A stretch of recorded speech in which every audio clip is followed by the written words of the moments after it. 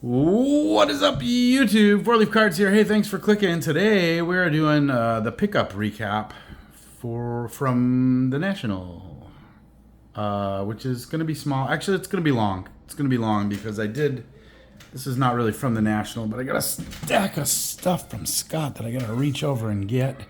We're going to start out with this nice, look, he's got his logo on there now, Reindeer Studios.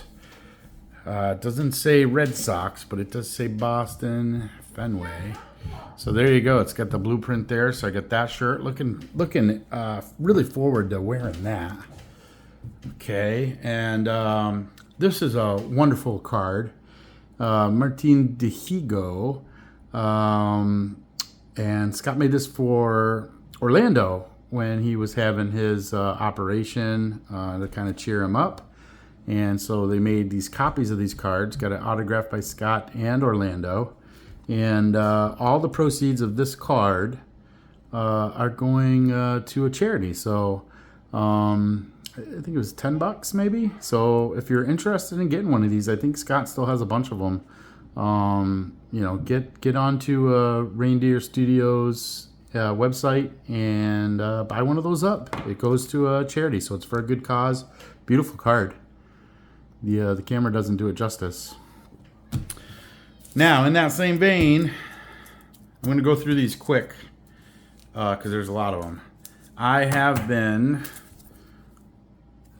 stalking Scott, basically, and he's given me number 17 for all of these. I'm missing Skeens and somebody else. I will take another number for those, but these are all basically, if you can see, number 17. So it's the entire run of Scott's cards. So some of these may still be available on his website. It's Jackie, got Ricky. I think I'm missing one of the original Rickies and a Skeens. And then that's it. For some reason, I told him, man, dude, I'm your big supporter, man. I want every single one. So there's Clemente, Mays, my man Ted Williams, Bagwell. These are beautiful. Nice work, Scott, if you're watching this. Nolan Ryan, Schmidt, Brett, Gwen. This is a recent one, right? The Shoeless Joe. It's number 17. He's got a couple series here. You got kind of these more realistic ones and then the kind of the marker doodles.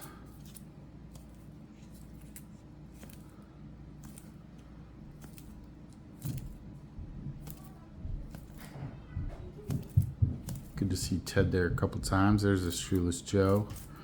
Is this the one? Yeah, Curt Flood.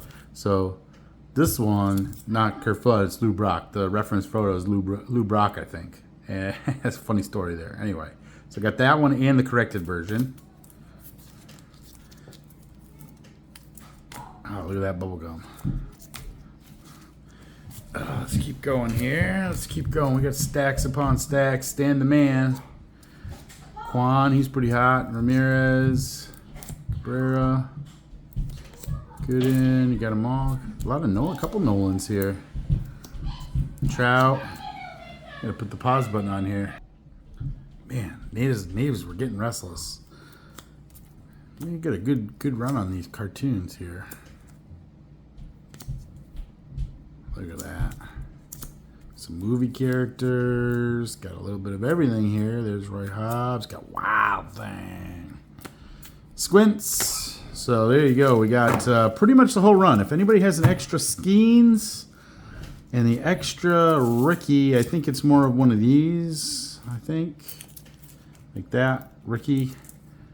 Those are the only two I need. So if anybody's got one, let me know. I will buy them off of you because I gotta finish it. I'm a set builder. I gotta have them all. So there we go. That was a big stack there. So I got that first night when I saw Scott. Actually, we had to wait for this to come in. We had a little snafu.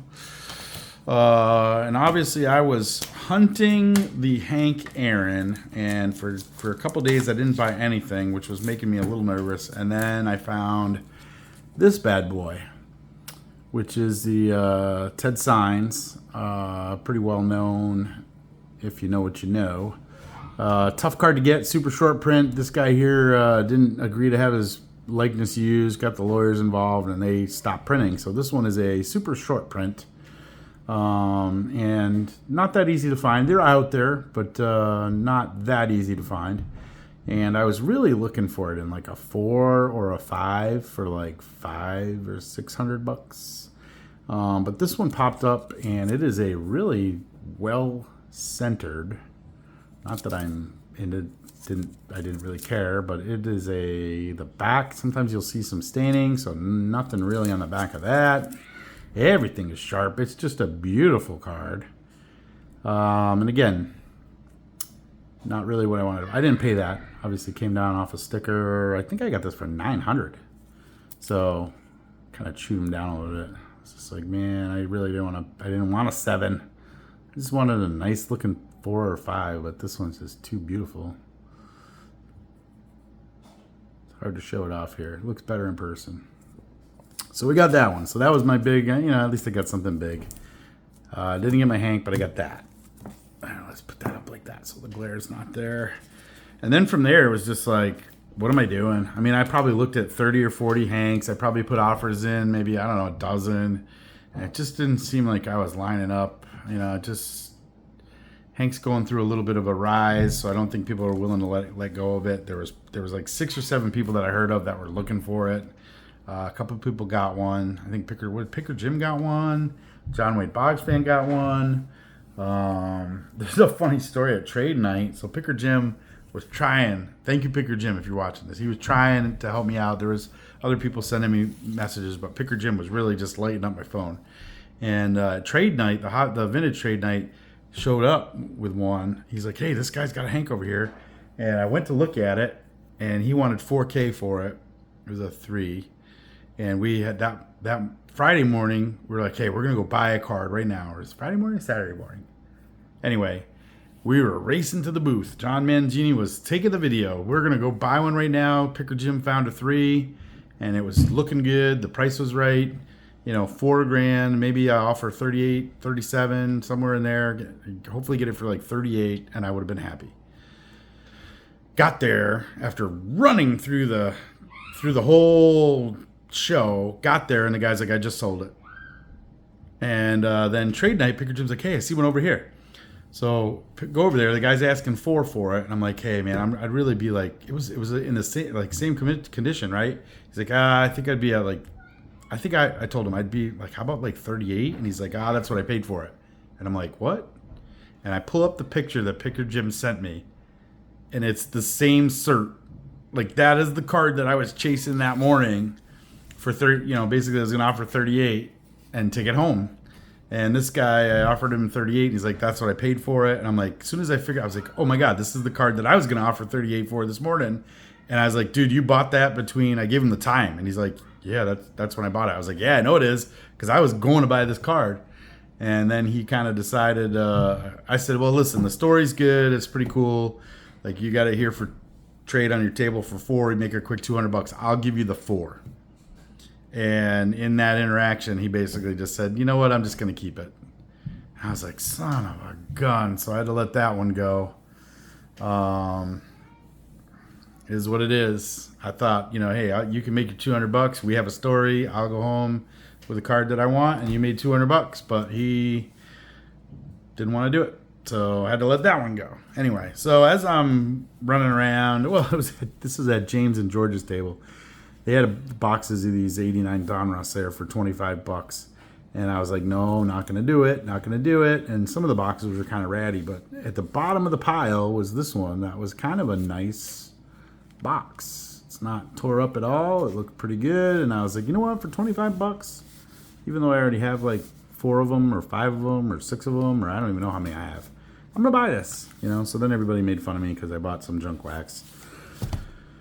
But for $25 and the box is in good shape, why not? Why not? They're not making any more of it. I know they made 1 billion of them, but whatever. So then I was just kind of striking out, and let's see, which came first, chicken or the egg?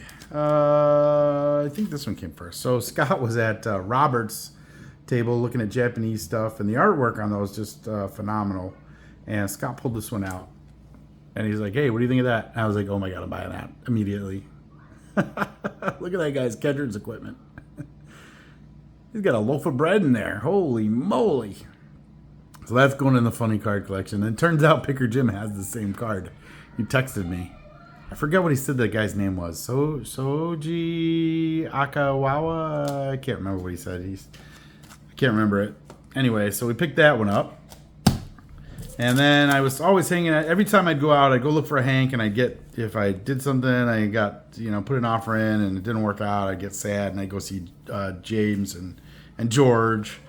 And they had cards coming in and out and whatever, and every time I go there, let me see your cards, and I ended up buying these two off of George.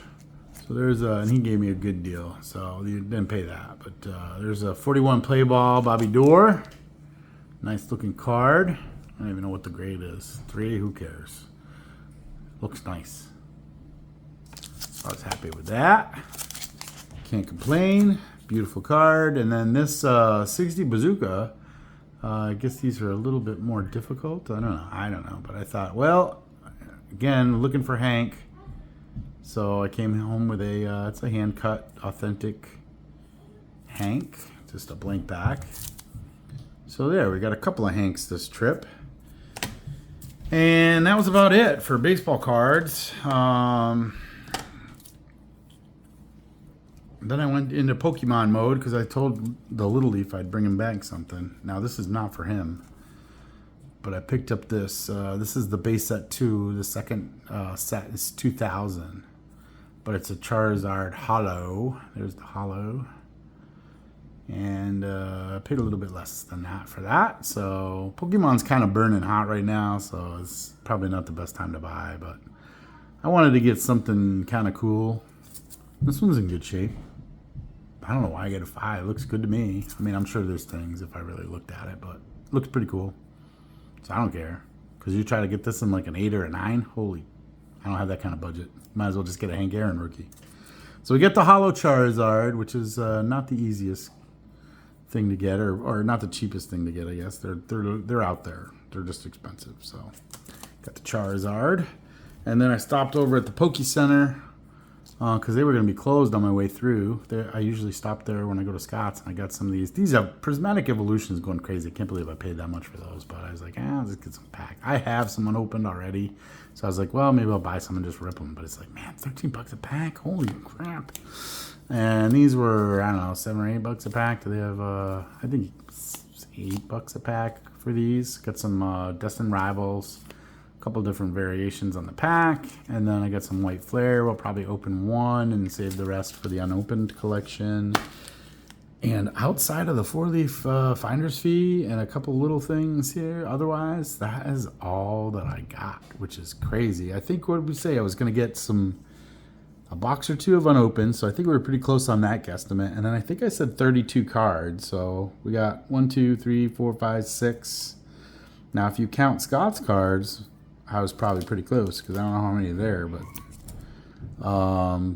man, I didn't really get a whole lot. But that's okay. I hung out with a lot of people. I had a great show.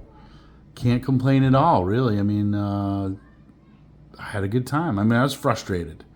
And it's this year has really caused me to think about what I'm doing a little bit more. Normally I'm just, if I like it, I buy it. And I stay a lot in the 5, 10, 20, 30, 100, 150, 200, maybe 300, maybe $400 range. But I like to be in that $80 to $150 range where you're getting a nicer card. But not too expensive. A lot of like 50s. I don't know, just 650s, 60s. But I have a lot of that stuff too already now. Now that I've been going at that for a little while, I definitely don't need any more junk wax. I don't mind getting unopened packs. I do admire my unopened pack collection because it takes a lot of restraint not to just rip the whole thing. And I think it's cool to see, like, especially these kind of things where you have different variations of them, and it's kind of like a history thing. But,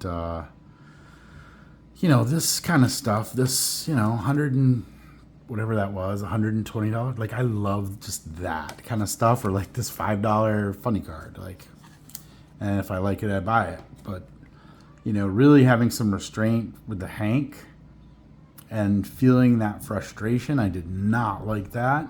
I was getting very frustrated, and there was a couple of times where I was like, I'm just going to overpay. Like, who cares? It's $400 or $500 extra. You know, a lot of times we were like $200 or $300 apart, and I probably should have just done it, but like, it just didn't feel right. And so it's really, I don't know if it's changed me, but it's gotten me to think, like, what am I doing with my collection? And I used to think I had no restraint, but, you know, that was a good exercise in restraint, and it worked out. So, you know, maybe I need to restrain myself a little bit more and be a little bit more selective and really find something to hunt instead of just buying whatever comes in on a whim. But anyway, maybe we'll talk about that more later. But that's all I got for you now. These are my pickups at the National. If you guys are opening anything, best of luck to you. Don't forget to collect to connect, and have an awesome day.